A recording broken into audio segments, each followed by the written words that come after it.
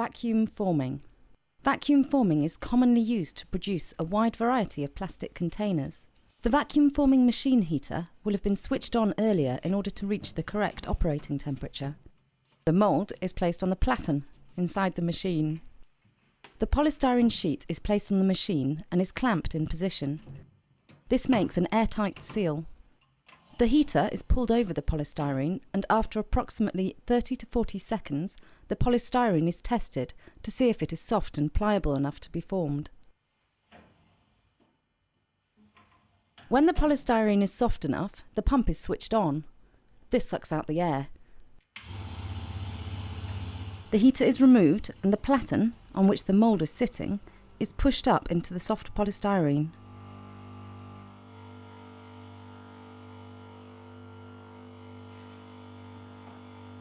Allow the polystyrene to cool before turning the pump off, and then the platen is lowered.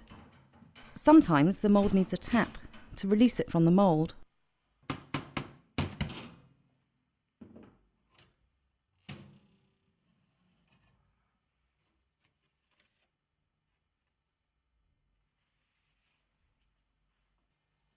Press forming.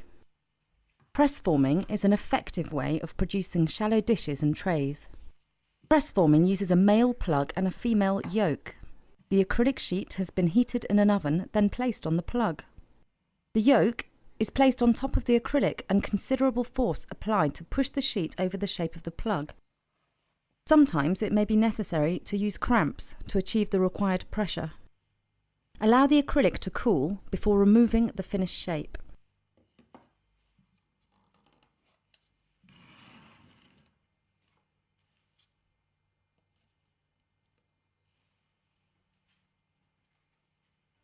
Line bending.